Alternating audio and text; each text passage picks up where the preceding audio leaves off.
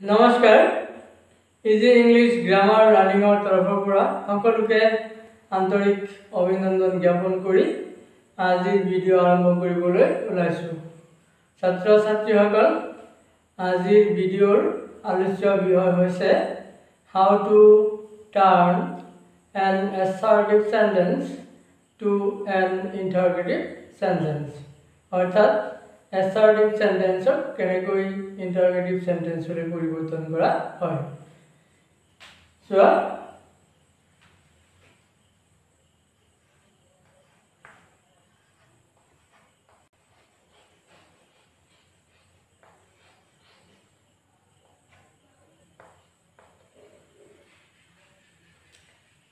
ছাত্ৰ ছাত্ৰীসকল, আমি প্ৰথমে কেইটামান সেন্টেন্সৰ সহায়ত আলোচনা আৰম্ভ কৰিম।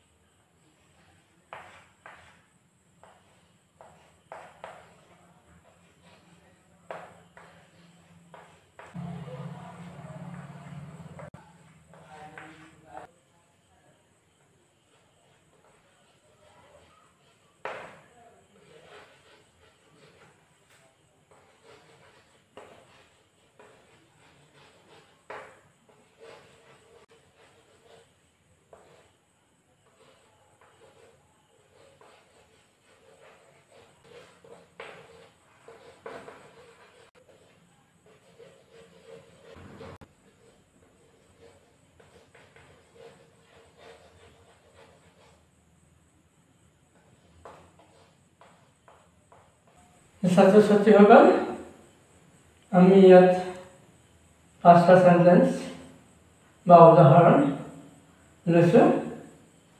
এ, বি, চি, ডি আৰু ই।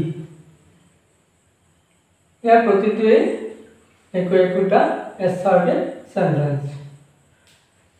প্ৰথমে এ, হি ইজ এ টিচাৰ। এই সেন্টেন্সটোত সাবজেক্ট আছে হি আৰু টু বি ভাৰ্ব আছে ইজ। গতিকে এই টু বি ভাৰ্বটোক সাবজেক্টৰ আগত অৰ্থাৎ সেন্টেন্সৰ আৰম্ভণিতে বহুৱাই শেষত প্ৰশ্নবোধক চিন দি সেন্টেন্সটোক ইণ্টাৰগেটিভ সেন্টেন্সলৈ পৰিৱৰ্তন কৰা হৈছে। Sentence B, Rani can do the sum. এই সেন্টেন্সৰ সাবজেক্ট আছে ৰাণী আৰু অক্সিলিয়াৰী ভাৰ্ব আছে can। গতিকে এই সেন্টেন্সটোক ইণ্টাৰগেটিভ সেন্টেন্সলৈ পৰিৱৰ্তন কৰোঁতে can এই অক্সিলিয়াৰী ভাৰ্বটোক সাবজেক্টৰ আগত অৰ্থাৎ সেন্টেন্সৰ আৰম্ভণিতে বহুৱাই সেন্টেন্সৰ শেষত প্ৰশ্নবোধক চিন ব্যৱহাৰ কৰা হৈছে। গতিকে দেখা গ'ল যে এছাৰ্টিভ সেন্টেন্সত থকা টু বি নাইবা অক্সিলিয়াৰী ভাৰ্বটোক সাবজেক্টৰ আগত অৰ্থাৎ সেন্টেন্সৰ আৰম্ভণিতে বহুৱাই সেন্টেন্সৰ শেষত প্ৰশ্নবোধক চিন বা নোট অফ ইণ্টাৰগেশ্যন ইউজ কৰি এছাৰ্টিভ সেন্টেন্সক ইণ্টাৰগেটিভ সেন্টেন্সলৈ পৰিৱৰ্তন কৰা হয়। এতিয়া সেন্টেন্স চিলৈ মন কৰা, দে প্লে ফুটবল। এই সেন্টেন্সটোত কোনো টু বি নাইবা অক্সিলিয়াৰী ভাৰ্ব নাই। গতিকে এনে ক্ষেত্ৰত আমি ডু ভাৰ্বৰ সহায় লৈ ইণ্টাৰগেটিভ সেন্টেন্সলৈ পৰিৱৰ্তন কৰিব লাগিব। ছাত্ৰ ছাত্ৰীসকল, তোমালোকে জানাই আৰু আমি এইটো আগতেও আলোচনা কৰি আহিছোঁ। ডু ভাৰ্বৰ তিনিটা ৰূপ আছে, ডু, ডাজ আৰু ডিড। ডু আৰু ডাজ প্ৰেজেন্ট টেন্সত বা প্ৰেজেন্ট ইনডিফিনিট টেন্সত ব্যৱহাৰ হয় আৰু ডিড পাষ্ট ইনডিফিনিট টেন্সত ব্যৱহাৰ হয়। এতিয়া চোৱা, দে প্লে ফুটবল। এই সেন্টেন্সটোত যেহেতু কোনো টু বি ভাৰ্ব নাইবা অক্সিলিয়াৰী ভাৰ্ব নাই, গতিকে আমি ডু ভাৰ্বৰ সহায় ল'লোঁ। যেহেতু এই সেন্টেন্সটোৰ subject they third person plural number আৰু প্লে ভাৰ্বটো প্ৰেজেন্ট ইনডিফিনিট টেন্সত আছে, গতিকে আমি ডু ভাৰ্বৰ ডু ব্যৱহাৰ কৰি তাৰ পিছত সাবজেক্ট বহুৱাই সেন্টেন্সৰ শেষত প্ৰশ্নবোধক চিন ব্যৱহাৰ কৰিলো আৰু লগে লগে কি হ'ল assertive sentence to interrogative sentence লৈ পৰিৱৰ্তন হ'ল sentence D he likes tea এই sentence to কোনো to be বা auxiliary verb নাই গতিকে আমি ইয়াতো do verb সহায় ল'ব লাগিব যেটো ইয়াত subject to third person singular number আৰু principal verb to present indefinite tense আছে গতিকে আমি ইয়াত do verb does ব্যৱহাৰ কৰিলো তাৰ পিছতে subject ব্যৱহাৰ কৰিলো বা বফালো আৰু তাৰ পিছত likes ভাৰ্বটো মূল ৰূপত ব্যৱহাৰ কৰিলো আৰু সেন্টেন্সৰ ভাগ প্ৰশ্নবোধক চিন ব্যৱহাৰ কৰিলো ঠিক তেনেদৰে she went to school yesterday এই সেন্টেন্সটো কোনো to be নাইবা auxiliary verb নাই গতিকে ইয়াত আমি do verb সহায় ল'ব লগা হৈছে যেহেতু subject to third person singular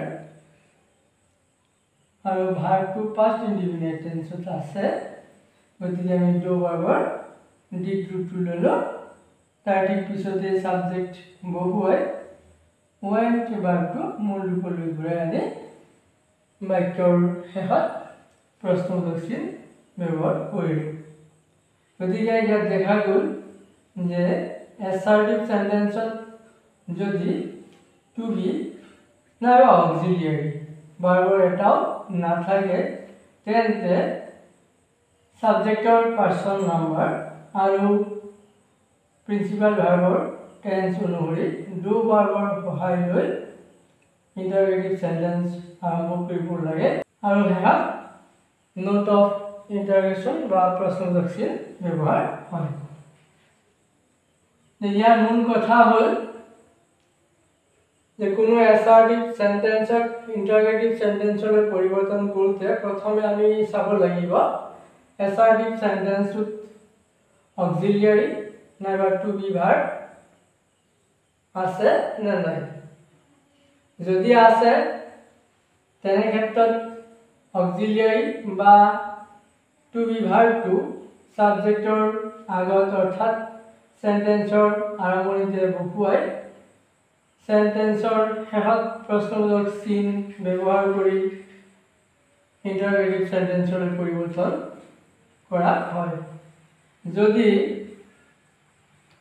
assertive sentence কোনো to be নাইবা auxiliary verb নাথাকে তেন্তে subjectৰ person number আৰু principal verb tense অনুসৰি do verb সহায়ক interrogative sentence আৰম্ভ কৰিব লাগে এই ছাত্ৰ ছাত্ৰীসকল তোমালোকে এটা কথা মনত ৰাখিবা তুমি সেন্টেন্সত do verb সহায় লোৱাৰ পিছত সেন্টেন্সৰ মূল ভাৰ্ব বা প্ৰিন্সিপাল ভাৰ্বটো হ'লে মূল ৰূপত ব্যৱহাৰ হয় ছাত্ৰ ছাত্ৰীসকল আমি আৰু দুটামান সেন্টেন্স আলোচনা কৰিম ইয়াত যেহেতু ঠাইৰ অভাৱ গতিকে প্ৰথমে এইখিনি মুছি লৈছো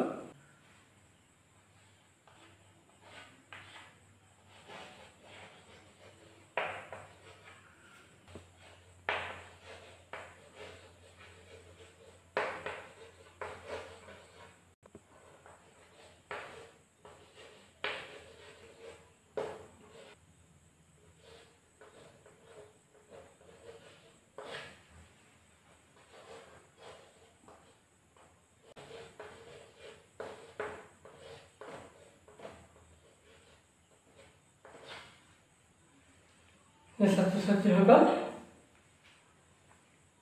this one sentence F Raju did it এই সেন্টেন্সটো কোনো to be নাইবা auxiliary verb নাই ইয়াত সাবজেক্ট আছে ইয়াত সাবজেক্ট আছে ৰাজু আৰু প্ৰিন্সিপাল ভাৰ্ব আছে did গতিকে আমি এই সেন্টেন্সটো ইন্টাৰগেটিভ সেন্টেন্সলৈ পৰিৱৰ্তন কৰোঁতে do verb did সহায় ল'লো আৰু তাৰ ঠিক পিছতে ৰাজু আৰু সাবজেক্টটো বহুৱাই ইয়াত যিটো প্ৰিন্সিপাল ভাৰ্ব আছিল ডিড তাক মূল ৰূপলৈ ঘূৰাই আনি সেন্টেন্সৰ শেষত প্ৰশ্নবোধক চিন ব্যৱহাৰ কৰিম।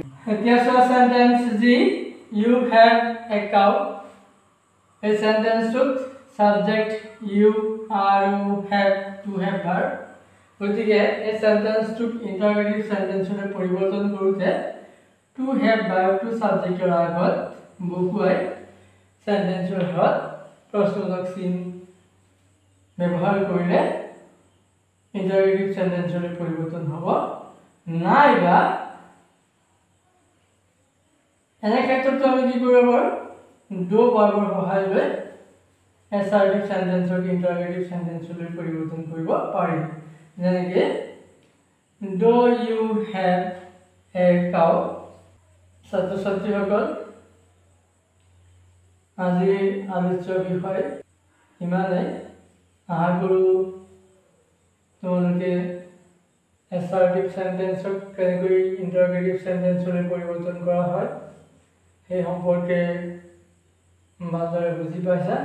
আজিলৈ ইমানেই। ভিডিঅ'টো ভাল লাগিলে সকলোৱে লাইক কমেণ্ট আৰু শ্বেয়াৰ কৰিবা আৰু পৰৱৰ্তী ভিডিঅ'সমূহ পাবলৈ চেনেলটো ছাবস্ক্ৰাইব কৰি কাষৰ বেল বাটনটো প্ৰেছ কৰিবা।